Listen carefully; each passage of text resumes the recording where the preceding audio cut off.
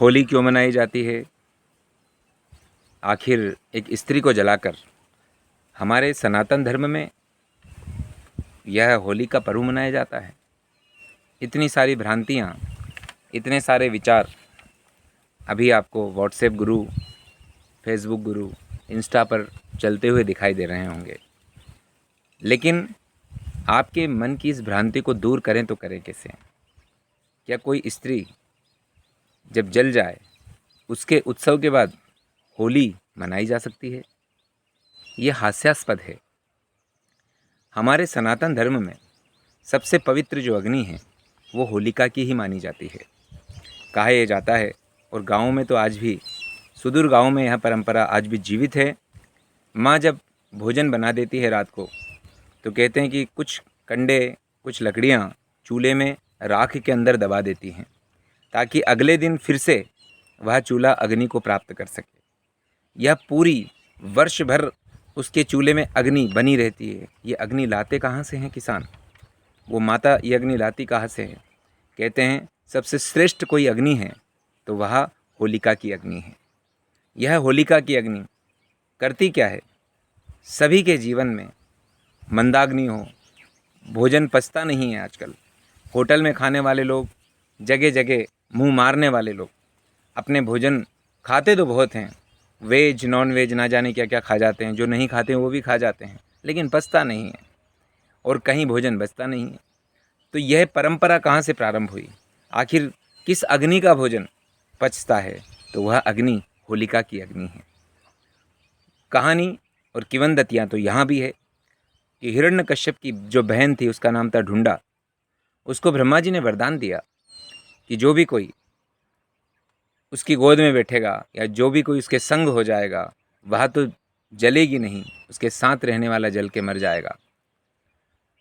उसका भाई हिरण्यकश्यप अपने पुत्र से त्रस्त हुआ, क्योंकि श्री प्रहलाद भगवान नारायण के अनन्य उपासी रहे। उसको गोद में बिठा करके जब वह उनको मारने के लिए उद्यत हुई, प्रेरित हुई, तो कहते हैं उस अग्नि ने उसको ही जला दिया और प्रहलाद को बचा दिया। इसका अर्थ क्या है? इसका अर्थ यह भी है कि हम अपने गुरु के, अपने आराध्य के अगर शरण में हैं तो विषम से विषम परिस्थितियाँ, बुरी से बुरी स्थिति हो, संसार पूरा विमुख हो गया हो, तो भी जिसके ऊपर भगवान की कृपा होती है उसका बाल भी बांका नहीं होता। जा पर कृपा राम की होई, ता पर कृपा करे सब कोई। जब भगवान की कृपा होती है तो मूकम करोति वाचालम पंगुलम लंघिते गिरिम। एक गूंगा बोलने वाला हो जाता है और एक लंगड़ा पहाड़ लांघ जाता है। ये भगवान की कृपा है। लेकिन धर्म विरुद्ध लोग, कुछ कम्युनिस्ट लोग और जो धर्म का बखेड़ा कर रहे हैं, कुछ ऐसे लोग कहते हैं कि अरे किसी स्त्री में आग लगा दी और लोग धर्म का आनंद ले रहे हैं। ये कैसा सनातन है? ये कैसा धर्म है? आइए उनका जवाब देने के लिए आपको कहना चाहिए कि होली एक उत्सव का गीत है। होली एक उस अग्नि को जिंदा रखने का गीत है जो हमारे वर्ष भर हमें आनंद, सुकून, दरिद्रता से मुक्ति और अच्छे स्वास्थ्य को प्रदान करती है। वह होली की अग्नि है। अरे हम करते क्या हैं? होली में जब किसान रबी की फसल लेके आता है तो चने सेक के खाता है, भगवान को भोग लगाते हैं। गेहूं की बालियां जिससे हम रोटी ना जाने कितने व्यंजन बनाते हैं, वह सभी पका करके अपने परिवार को जब एक माँ परोसती है तो तृप्ति प्रदान करती है। उन्हीं गेहूं को उस अग्नि में समर्पित करके पूरा कुटुंब उसकी प्रसाद लेता है। ये होलिका है। होलिका कोई स्त्री नहीं है। होलिका प्रतीक तो बुराई की भी है।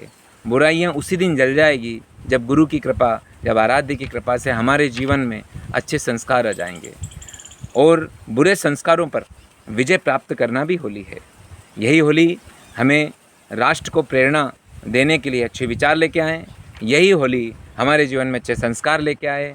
यही होली हमारे जीवन में एक गुरु की प्रकाश के रूप में, अपने जीवन में प्रविष्टि के रूप में आए।